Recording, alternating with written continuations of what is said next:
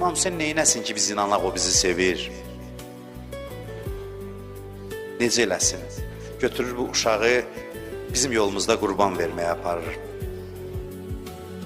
Bir yapışmışdı İmam Hüseynin zərihindən ki, mənə görə dəyməzdi ağa.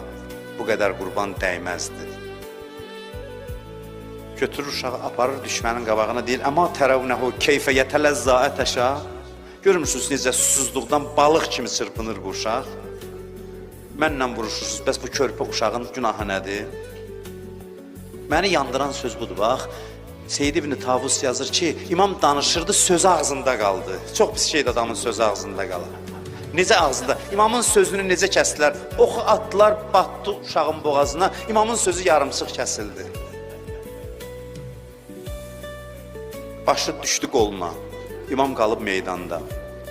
Muxtar bir-bir qatillərdən intiqam alanda, birinə dedi ki, ay daş ürəkli qatil. Heç ürəyin yanmadı İmam Hüseynə. Deyir, o qatil dedi ki, o bir yerdə ürəyim yandı. Dedi, hansı yerdə? Dedi, Hüseyin körpə balası qucağında, bilmirdi meydana geçsin, bilmirdi qayıtsın çadırlara. Ax, xeymədə uşağın anası gözləyir, necə aparsın? Deyir, əbaya bükdü ki, anası görməsin. Bəziləri deyir, üzr istəyirəm İmam Zaman ağadan, deyir, hələ çırpınırdı. Biraz gözlədi ki, canı çıxsın, sonra aparsın. Ana necə görsün, uşaq çırpınır atanın qolunun üstündə. Həmişəki kimi o başı bəlalı Zeynəb çıxdı. Hüseyin rəngüvə qurban olum, niyə saralıb rəngü? Bu dilsiz uşağı da öldürdülər, dedi, bacı mənə kömək elə, mən gedə bilmirəm xeymələrə. Apar bunu ver anasına. Rubab çıxdı xeymədən, gördü İmam Hüseyin xəcalətli dayanıb, heç getmədi balasına tərəf. Balası bibisi Zeynəbin qucağındaydı, gəldi, deyir, dolandı İmam Hüseynin başına.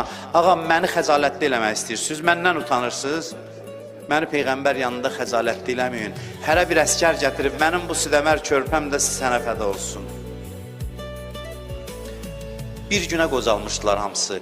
Xanım Rubab çox mərifətli idi, heç vaxt dedilər, sərin su içmədi, heç vaxt kölgədə oturmurdu.